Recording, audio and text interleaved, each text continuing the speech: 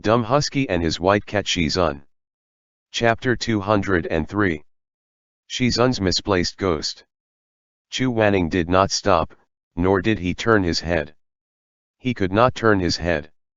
He gritted his teeth and endured, but his tears still fell. He felt so wronged.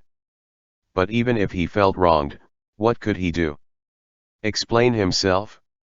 Rebuke Moran's claim? Things had already come to this point. How could he still have the face to tell Moran the truth? How could he make Moran listen to his explanations when the fire of rage and resentment was fiercely burning within Moran? Or did he want to make a fool of himself and be accused of not only being a crude imitator but also of taking someone else's credit?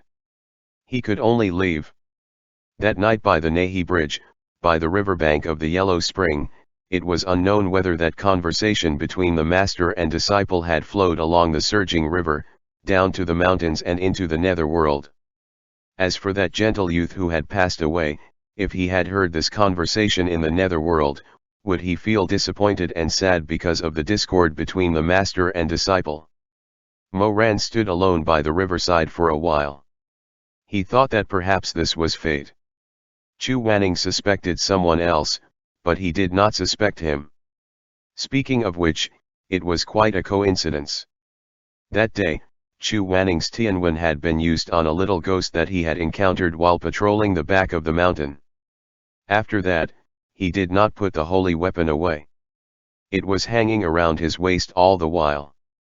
Tianwen's golden glint was shining brightly against Chu Wanning's robes. The vine whip that could have extracted the truth and put an end to the future emperor, Taxian Jun, was ready at hand at that time. But Chu Wanning didn't even think to use Tianwen to interrogate him. Moran escaped from Tianwen and slowly walked away by himself into the depths of the rustling bamboo forest. He walked to the darkest part of the night and was finally completely engulfed by darkness. From then on, he began to secretly refine chess pieces. 2, 4, 10. More and more pieces. He planted them one by one into the bodies of the disciples of Shi Shangpeak and used them as his eyes and ears, his claws and teeth, and his secret arrows. After the initial joy of success, Moran gradually began to become irritated and gloomy. As time passed by, he became more and more irritable, more and more irascible, more and more unsatisfied. It was too slow. He felt that it was not enough. He was afraid that Chu Wanning would notice something, so he didn't dare to do the same thing as he did the first time, which was to deplete his spiritual energy while creating Zhenlong chess pieces. He only created one at a time, leaving himself with enough spiritual energy. He was no longer tense and hostile as he retracted his claws and returned to following Chu Wanning as his disciple.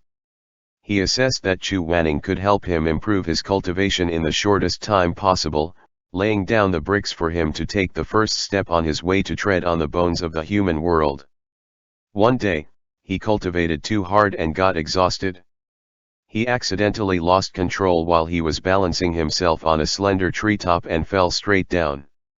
In just an instant, Chu Wanning's white clothes flashed past. He hugged Moran, but he couldn't free his hands to perform a spell to break their fall. The two of them fell under the tree together. Chu Wanning was pinned down by Moran, groaning in pain. Moran opened his eyes and saw that there was a jagged cut near Chu Wanning's wrist. The wound was oozing blood and the flesh was exposed. Moran stared at the wound. At that time, his heart was already beginning to be distorted. He didn't feel much gratitude or guilt. He only felt that the blood was really beautiful. Why not let it bleed a little more? But he knew that it wasn't time yet. He still couldn't reveal the sinister face under the hood. So, he helped Chu Wanning to clean the wound and bandage it. Neither of them spoke all this while. They each had their own thoughts as the pure white gauze was wrapped around the cut. In the end, Moran said meaningfully, "Shizun, thank you." This sudden thank you made Chu Wanning feel very surprised. He raised his eyes and looked at Moran's face. The sun shone down, illuminating Moran's face. The dark color was faintly illuminated by the light. At that time, Mo Ran was actually a little curious. What did Chu Wanning think of his thank you? Was it a sign that the prodigal son was finally turning over a new leaf? Was he finally starting to ease up? However, Chu Wanning didn't say anything. He only lowered his eyelashes and pulled down his sleeves. The wind picked up and the sun shone just right. In his previous life, he couldn't see through his Shizun. Just like how his Shizun also misunderstood him.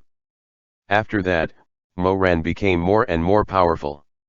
His talent was shockingly immense. The number of Zhenlong chess pieces he could refine multiply in numbers while using only half of his spiritual energy. But it wasn't enough. What he wanted was 1,000,000 soldiers, a powerful force that could take down Shi Sheng Peak in one fell swoop and trample Chu Wanning under his feet. Mo Ran wasn't good at math. This person who was about to become Taxian Jun was holding an abacus. He was currently in front of the table calculating beads. When Xuemeng came to see him, he just happened to come across this scene. He curiously went over and asked, "Hey, what are you doing?" "Calculating." "Calculating what?" Mo Ran paused for a moment. His eyes were dark and then he laughed, "Take a guess." "I can't guess." Xuemeng walked over, picked up the book in front of him and looked at it carefully. He muttered, 1, 365 days, 365 days, 4, 365 days, what kind of nonsense is this? Mo Ran calmly said, "I want to buy candy." "Candy?" "One piece of the best candy from Chengzai costs 1 copper coin. If you save 1 copper coin every day, you can buy 365 pieces of candy in 365 days. If you can save 4 copper coins every day, then..." He lowered his head and counted with his fingers. He couldn't figure it out, so he shook his head and calculated, "Then it's 1,000. Xuemeng calculated faster than him. He neatly said, 1,460 pieces of candy. Mo Ran raised his head. After a moment of silence, he said, "You calculated really fast." Xuemeng was rarely praised by him. He was stunned for a moment, and then he laughed, "Not really. It's just that I helped my mother weigh medicine when I was young." Mo Ran pondered for a moment, and then said with a smile, "I can't calculate accurately. Why don't you do me a favor and help me calculate?" After Shi Mei passed away, Mo Ran hadn't been so calm for a long time. Xuemeng looked at him against the glare of the sun and his heart felt a little bit of pity. So, he nodded, pulled out a chair and sat down next to Mo Ran. "All right, tell me." Mo Ran warmly said, "For 10 pieces of candy a day, how much should I save in a year?" 3,650. "You don't need to calculate that. It's too simple." Mo Ran sighed and said, "Add a little more. 15 pieces a day." After thinking about it, he felt that 15 was too much to make in a day, so he asked, "For 12 pieces a day. How much?" 4,000, 4,380. "I want 5,000 pieces. How many more days do I have to wait?" "You still have to." Xuemeng scratched his head. He was having a hard time thinking, so he asked, "Why do you need so much candy? It's not like you can eat it all." Mo Ran lowered his eyes, hiding the sinister look in his eyes and said, "Next year, Shi Sheng Peak will be celebrating the 30th year of its founding. I want to give everyone a piece of candy to eat, so I have to save from today onwards." Xuemeng was stunned. "You actually have such thoughts?" "Yes." Mo Ran smiled, "Are you surprised? You have a share too." "No need." Xuemeng waved his hand, "I don't need this candy." "All right, I'll help you calculate. Let's see how long you'll need to save before you can buy 5,000 pieces of candy." As he spoke, he took an abacus and under the shadow of the flowers and trees by the window, he earnestly helped Mo Ran calculate. Mo Ran rested his chin on his hand, his eyes shining. After a while, He chuckled and said, "Thank you." Xuemeng humphed. He was very focused on calculating and didn't pay much attention to him. In his eyes, there were only those crackling black beads. One by one, they were like black chess pieces, stacked up one by one, increasing little by little. At that time, Xuemeng probably would never have thought that what he was calculating wasn't candy at all, but human lives that he could use to overturn Shi Shengpeak. He also wouldn't have known that it was probably because of the way he helped that time that it faintly stirred the last bit of kindness in Mo Ran's heart. That was why Mo Ran didn't give him a share of those 5,000 black chess pieces, in consideration of their old friendship. "You need this long?" Looking at the number Xuemeng wrote down, Mo Ran shook his head and said, "Too long." Xuemeng said, "Do you want me to lend you some money?" Mo Ran smiled. "There's no need." After Xuemeng left, he thought over and over again, and flipped through some scrolls. Gradually, a plan formed in his mind, and this plan became the foundation of the shared heart array that the Emperor, Taxian Jun, later created. That night, Mo Ran refined 10 chess pieces. Those chess pieces were incomplete.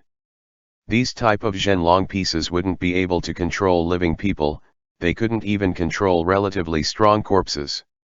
He took these 10 chess pieces and went down the mountain to Vuchame town. Humming a little song, he came to a place on the outskirts of the town. The crane returns to the slope. It meant to signify the common mortal's belief that when people die, they ride the crane to return to the 9 heavens. To put it bluntly, this hillside was a cemetery. Whoever died in Vuchame town would be brought to this hill to be buried. This was the burial place of the townspeople. Mo Ran didn't delay much. He walked through the rows of tombs, glancing at the words on the tombstones. Soon, he stopped in front of a new grave with bright calligraphy and fresh fruits and steamed buns in front of the tombstone. He raised his hand and clenched his 5 fingers in the air. The seal cracked open, revealing a simple coffin from the gravel. Because of a certain experience he had when he was a child, Mo Ran was not afraid of corpses at all, and he had no reverence for the dead. He jumped down from the raised mound, summoned his holy weapon and used his strength to pry open the coffin nails.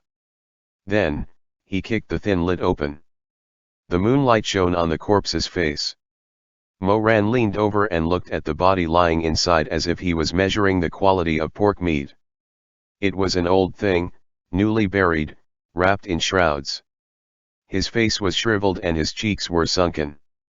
Because the burial environment was not good and there was no money to preserve it, the coffin was filled with a strong stench. Some of the skin and flesh had begun to rot and maggots had grown in it. Mo Ran frowned and endured the stench. He neatly put on metal gloves, grabbed the old man's neck, and lifted him out of the coffin. The old man's head hung down stiffly. Mo Ran's eyes were cold. With a flash of light in his hand, he had already inserted that black seed into the old man's chest. "Good boy." Mo Ran seemed to intimately touch the dead man's face. Suddenly, he slapped the corpse and said with a smile, "Why are you so listless? Stand up straight, my precious grandson."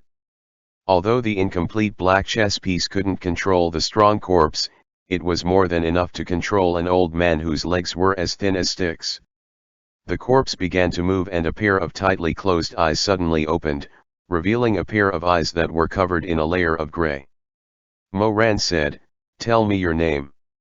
"It's not up to me." "Where are you?" "It's not up to me." "What time is it?" "It's not up to me." Mo Ran narrowed his eyes and weighed the remaining 9 pieces in his hand. Sure enough, if it was only to control a corpse of this level, he wouldn't need to spend so much spiritual energy to make complete black chess pieces. He grinned, revealing his deep dimples and an extremely handsome smile. Slowly, he asked his last question. "What do you want?" The old man said with a hoarse voice, "What I want is to be the master's chess piece even if I have to sacrifice my life." Mo Ran laughed. He was very satisfied with this result. He used the remaining pieces to control another 9 corpses. He picked out fresh corpses that had just been buried, since the body at least still have intact skin and flesh that hadn't rotten away. These corpses were old, weak, sick, and disabled. They fell when the wind blew. They didn't have any strength at all. But when Moran looked at them, his eyes flashed with a crazy and excited light. He took out 10 small boxes from his kinkin bag and opened one of them. He saw 2 small blood-red insects curled up inside. The male and female were biting each other's tails, unwilling to part. "All right, you've had enough fun. I'll have to trouble the 2 of you to stop now. It's time to put you to use," Moran said lazily. He fiddled with his fingers and pushed the 2 insects apart. He took out the male insect and said to the first old man, who was made into a chess piece, "Brother, please open your stinky mouth." The old man obediently opened his mouth, revealing the rotten tongue inside. Moran then threw the male insect into his mouth and said, "Eat it." There was no resistance, no hesitation. The corpse obediently ate the soul-devouring insect into his stomach. Moran did the same. He fed all the male insects in the boxes to the corpses. Then he said, "Okay, lie back down and rest." The next day, Moran made another 10 black chess pieces. They were also incomplete and didn't consume too much spiritual power. After he finished, he cast a spell on the remaining female soul-devouring insects and attached them to the chess pieces. Then he quietly inserted them into the bodies of some low-level disciples. At first, those disciples only felt a slight itch on their backs, but other than that, they didn't feel anything that was noteworthy. Moran wasn't anxious. He was waiting. Waiting for the female soul-devouring insects to lay eggs. In the hearts of these disciples, they would leave behind larvae that corresponded with the male insects. In this way, the 2 unrelated chess pieces, through the adult and larvae, became the corresponding mother-child puppet. This was like flying a kite. Those weak corpses became the string of the kite. One end of the string held Moran and the other end held the more valiant Zhenlong chess piece. Moran only needed to give the order to the corpse that hid the adult insect, and the body that has the corresponding larvae would follow his orders in exact same way. This was the shared heart array. Moran figured out this variation of the formation himself.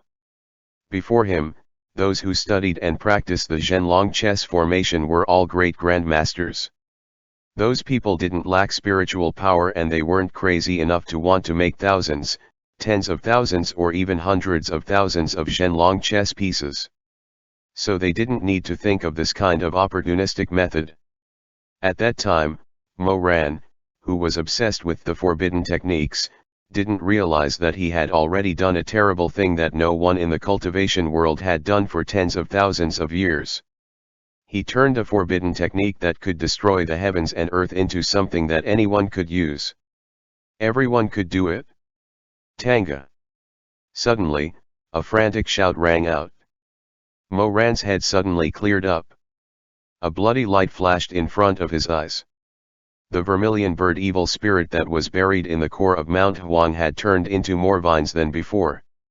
They quickly attacked. The vermilion bird was a beast that was good at flying. Its speed was extremely fast. Moran couldn't dodge in time.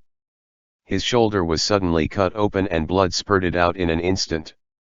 Xuemeng was shocked. "Are you okay? Don't come over." Moran gasped for breath. His eyes were cold. He stared at the tentacle-like blood vines on the ground, ready to pounce at any time to launch a second wave of surprise attacks. He sternly stopped Xuemeng and said, "Quick, go to Shizun. Tell him to stop. Tell everyone to stop." Blood dripped down on his body. He tightly grasped the heart in his hand, and the chess piece. His mind was spinning rapidly. Thousands of thoughts surged into his head. This was the shared heart array. It was a variation that was even better than what he used in his previous life. But no matter how much it was improved, the principle behind it remained the same. Only by maintaining the main body on one side could the subsidiary body on the other side unleash its power. Mo Ran held the precious chess piece in his hand. His entire body was still trembling. It wasn't because of the pain in his shoulder, but because of the coldness and fear that spread up from the soles of his feet. There was no doubt that someone else was reborn into this lifetime. Then, did that reborn person know that he was also a ghost that was reborn? If he knew, then... Suddenly, a chill ran down his back. Mo Ran suddenly felt despair. Taxian Jun's pale face seemed to appear in front of him. His crown rustled. His face was sinister as he grinned coldly. He was high and mighty, sitting on the dragon throne while he coldly said with a mocking tone, "Do you want to run away, Grandmaster Mo? Where would you ran to?" Phantom images spread like a tide. They were all the people he killed in his previous life. They were the debts he owed in his previous life. He saw the bloody Shimei. He saw the pale Chu Wanning. He saw the hanged woman dragging 3 feet of white silk. He saw the man with his intestines all over the floor. They were all coming to claim his life. You won't be able to escape. Sooner or later you are going to be cornered. Someone already knows what kind of filthy spirit is in your body. You can never start anew. Mo Ran closed his eyes. If the person behind the scenes really knew that he was reborn and if that person revealed his past, then, what should he do? He didn't dare to think about it anymore. End chapter. Dumb Husky and his white cat Shizun. Chapter 204. Shizun protects me. On the other side, Xuemeng had already run to the area where the battle was most intense. He raised his arms and shouted, "Stop! Everyone stop! Stop fighting! It's no use." Actually, before he even arrived, these people had already noticed that something was very wrong. More than 1,000 elite cultivators were fighting against tens of thousands of fierce corpses. The scene seemed very grand and heroic, but everyone was getting more and more confused. This did not feel like a fierce battle was about to unfold at all. Everyone had fought their way here. Apart from 2 people who were slightly injured, the rest of the cultivators were actually unharmed. Thus, when Xuemeng shouted, everyone stopped and turned to look at him. It was the first time that so many people who were mostly important figures and elders of the cultivation world were looking at him at the same time that Xuemeng actually felt a little choked for a moment. Chu Wanning asked, "What's the matter?" Hearing his Shizun's voice, Xuemeng calmed down a little. He pointed at the area where Mo Ran was fighting fiercely with his Jiangui and said, "Mo Ran seems to have discovered something of what's going on here. Fighting this level of fierce corpse seemed to be useless." Everyone looked at each other in dismay, particularly the sect leader who didn't appreciate being trifled with. How could they be willing to listen to the advice of a junior? Their expressions became unsightly. Zhang Shi's expression was the darkest as he said, "Mo Ran is just a young man in his early 20s. What does he know?" If it was someone else speaking, Xuemeng might have been more polite. However, this person was Zhang Shi. Xuemeng immediately became angry when he saw him. He immediately retorted angrily, "You may still want to drink milk when you were 20, but that doesn't mean everyone has to be like you. You can die of narrow-mindedness." This was truly amazing. How could he embarrass Zhang Shi in front of so many people? The disciples for Gai Yuye were not willing to bear it and they angrily rebuked him. "What are you saying? Xuemeng, watch your mouth." Xuemeng felt uncomfortable being stared at with hostility by the crowd, but with this current situation, he was not afraid at all. He had been messing around with Mo Ran for so many years, so he was used to provoking and being provoked. He immediately raised his eyebrows and said, "What? Am I wrong? It's your sect leader Zhang who doesn't know what's important and what's not.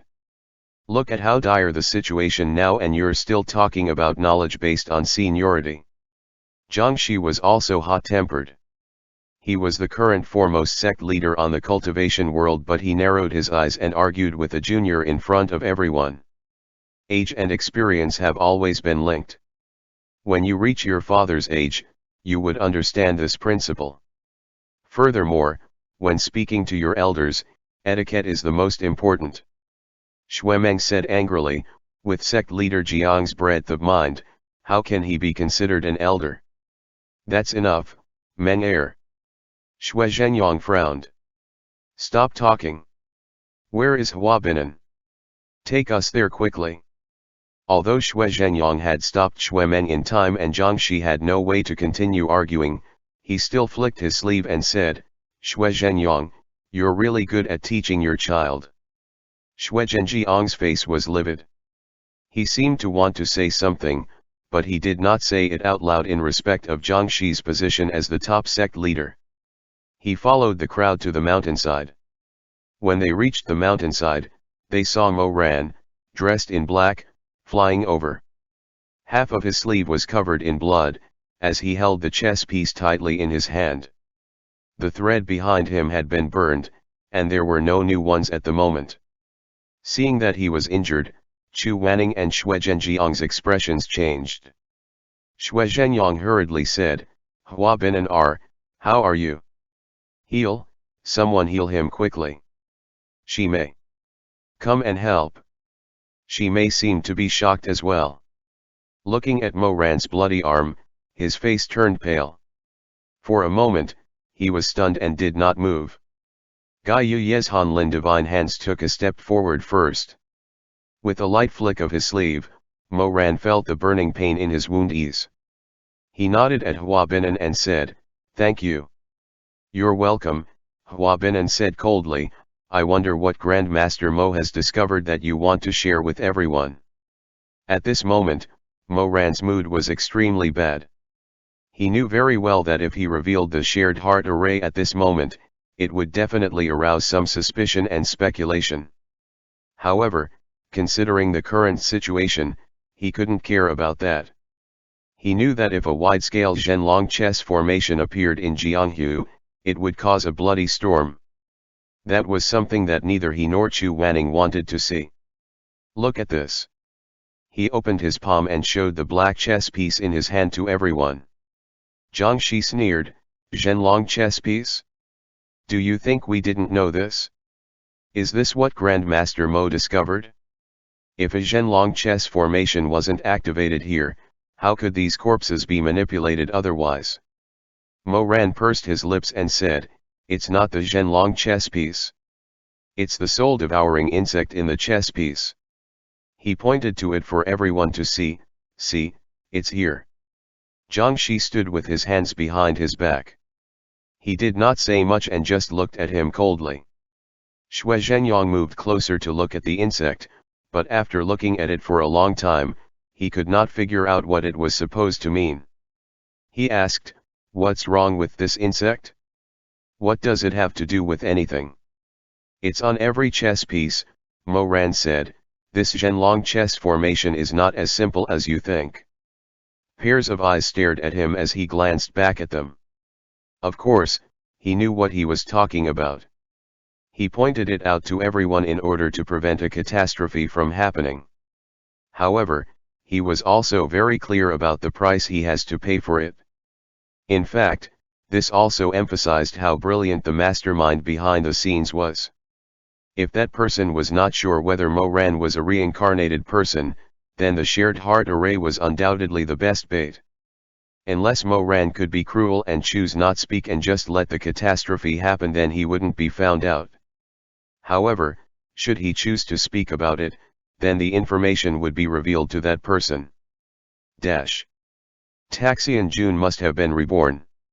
However, Mo Ran had no choice but to take the risk as he said, I don't know if you have seen puppet shows before. Someone replied. Of course we have. But why are you talking about this? I've seen one before, but I was short when I was young and could not squeeze to the front row.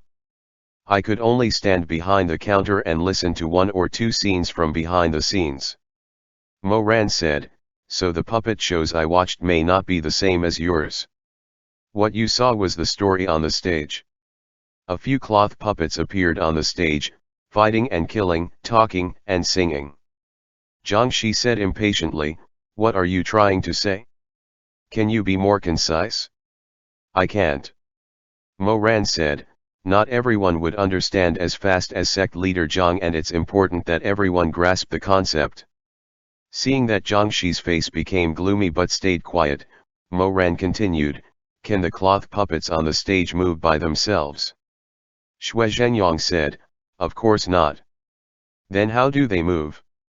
Do they need a few people to squat under the table and hold wooden sticks and strings to control them?" "That's right." "Right." Mo Ran said, "I have a theory.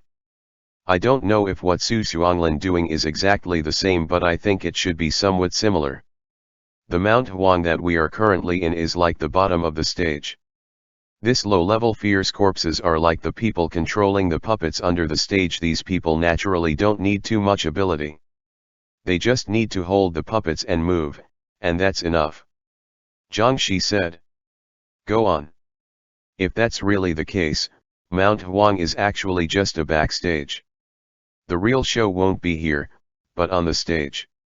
Mo Ran said, "Su Xuanglin is like the leader of this troupe. When he gives an order, who will he give it to?"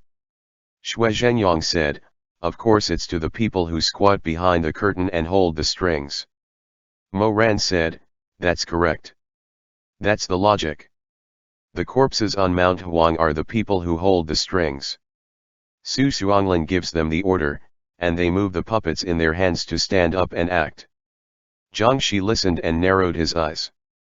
"You mean, besides Mount Huang, there's another place that has corpses piled up like mountains?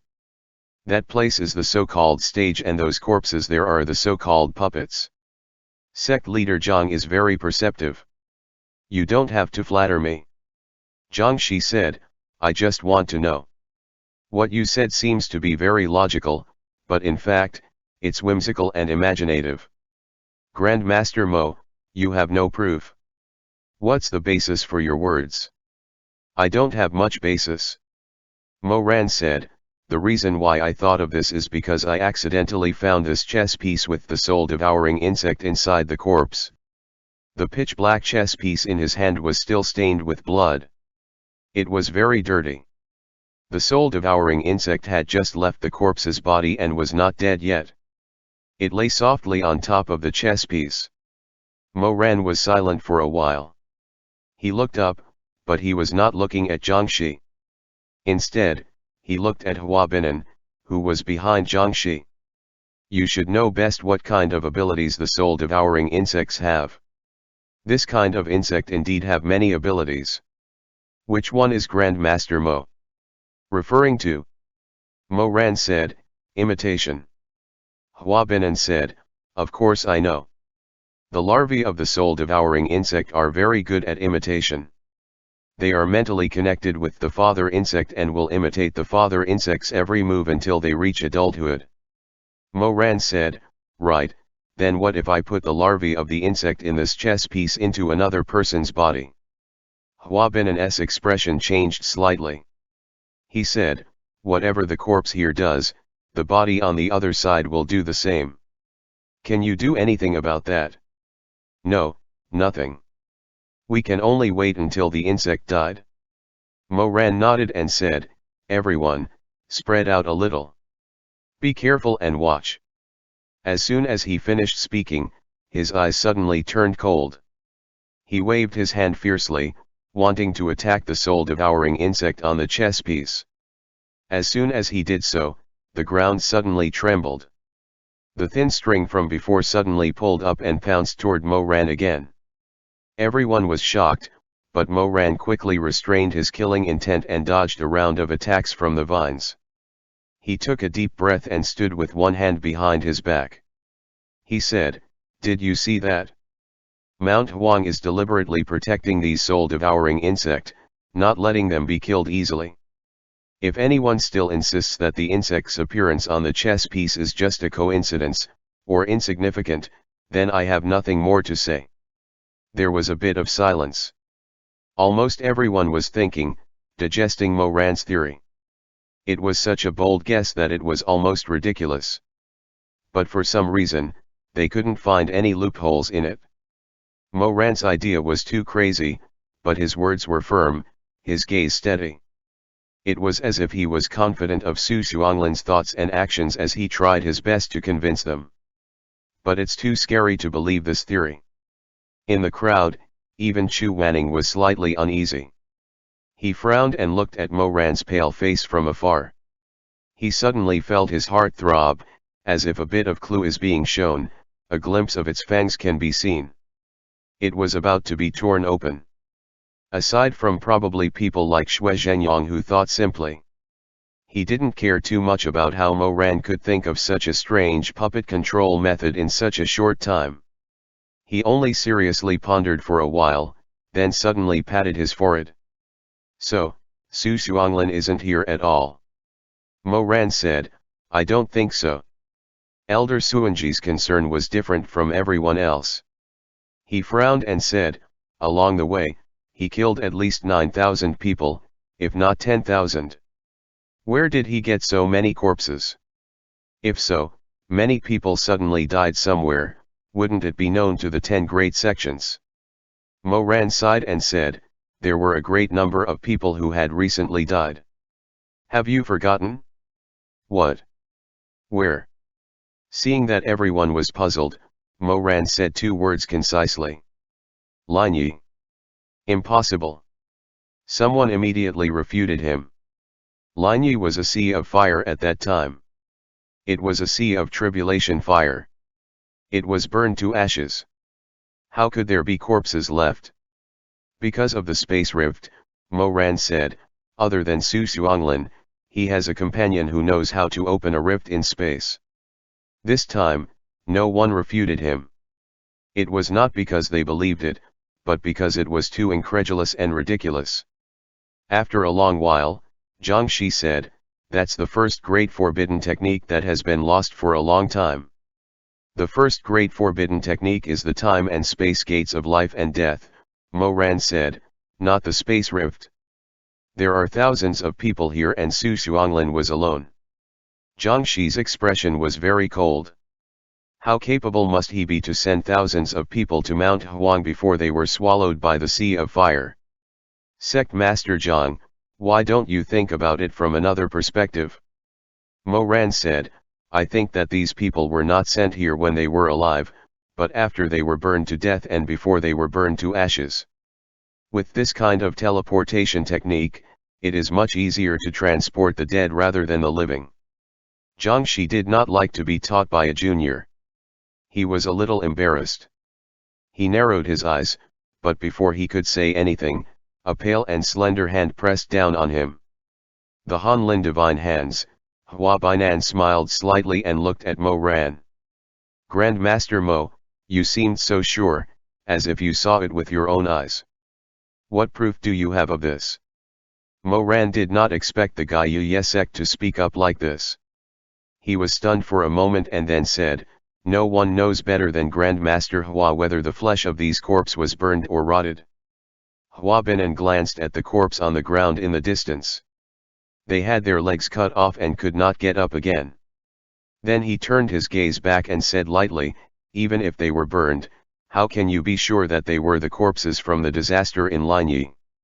Moran stared at him with his black eyes without backing down. He said, it's just a guess. If Grandmaster Hua thinks it's ridiculous, then you can think of another way as to how Su Xuanglin managed to secretly transport thousands of corpses to Mount Huang under the noses of the great sections. Hua Binan smiled. I'm not good at forbidden techniques, so I can't guess. For a moment, no one said anything. Hanlin Divine Hand's words could be considered to have pierced everyone's hearts. Since Moran had speculated about the use of the parent-child soul-devouring insect, many people felt a faint fear in their hearts, felt the hair on their backs stand on end. There was a good saying that said, what one says revealed the kind of person that they are. Many of the people present are not naive, so they could immediately think of the crux of the problem. That was, how could Moran make such a terrifying but thorough theory in such a short time? He was naturally not Su Xuanglин's accomplice. If he was, then he would never reveal this conjecture. Then, did this mean that Grandmaster Mo, who had always appeared to be righteous, had secretly dabbled in this kind of demonic technique, or had at least studied it thoroughly? The veil on Hua Binan's face fluttered gently as he smiled and said, "After all, when it comes to guessing Su Xuanglин's thoughts, I think I can't beat Grandmaster Mo." Mo Ran wanted to refute for a moment, but he suddenly felt that he couldn't stand on his own ground. He couldn't say with confidence that he was just guessing and that he was not good at these types of demonic technique. At this time, a cold voice suddenly said, "Grandmaster Hua, why do you have to make insinuations?" "Ah." Hua Binan smiled. "Grandmaster Chu." Chu Wanning's clothes were as white as snow as he stood under the moonlight. His expression was extremely apathetic. A person's thoughts will be different depending on their position. The people sitting in the audience can only see the puppet show on the stage. However, for the people who can only watch from behind the stage, what they see are the people squatting behind the table. "Grandmaster Hua, do you understand what I mean?" Hua Binan said with a smile, "Forgive me for being slow-witted." Mo Ran formulated his opinions based on what he learned. Chu Wanning said coldly, "He is my disciple. I hope you will be careful with your words and not make unhelpful insinuations." This kind of trust made Mo Ran's throat dry. He muttered, "Shizun." Hua Binan looked at Chu Wanning for a while. He wanted to say something, but in the end, he didn't. He smiled and went back to the group from Gai Yuye. Zhang Shi regained his dignity, but his expression was still very unsightly. He said coldly, "No matter what, we'll discuss it once we reach the mountain peak." The group walked to the top of the mountain. It was empty there, except for a huge spell formation. Red lumps of light constantly emerged from the core of the formation. Mo Ran saw the array, his heart sank as his fingertips turned cold. It was indeed the shared heart array. It was an array that was used to refine a common chess piece and combining it with the soul-devouring insects into a zhenlong chess piece. The palace master of Kunlun Taxia Palace frowned and looked at the strange formation. "What array is this? I've never seen it before." "Sect leader Shui, you're very knowledgeable. Have you seen it before?" Shui Zhenyang leaned over to take a look and shook his head. "No." Zhang Shi's dark brown eyes flashed. He looked at the core of the formation, then slowly reached out to verify it. He was the most familiar with this kind of spell formation. He closed his eyes and probed for about half an hour, then suddenly withdrew his hand. He turned to Mo Ran and said, "Do you have any other ideas?" His reaction completely told everyone that Mo Ran's guess just now was not far from the truth. He was right? Mo Ran said. "Yes." Zhang Shi said, "Speak." "Since it's the parent-child insect, then as I said just before, one is on the stage and one is under the stage. It means that Su Xuanglin have as much zhenlong chess pieces as the number of corpses in this mountain at his command." Mo Ran paused and said the most important point. "But, in that place, the fierce corpses will definitely not be like the weak ones here. I'm afraid that they might be the remains of people who were extremely powerful when they were alive." Shuemeng said in shock, "So this is the reason why Su Xuanglin killed so many ordinary people? To make it easier for him to control the corpses?" "I'm afraid so." Shuemeng looked back at the mountain below, at the vast sea of corpses and blood. In an instant, the blood drained from his face. It was unknown whether it was because he felt disgusted and shocked, or because he thought of another place where they would face the same number of corpses. Or maybe it was both. Shuemeng looked a little shaky. Suddenly, someone shouted, "Look over here. There's a corpse here." There was no longer any tall shelter at the top of the mountain, only a bush. Those with sharp eyes saw that there seemed to be a white robe peeking out from the bushes. End chapter.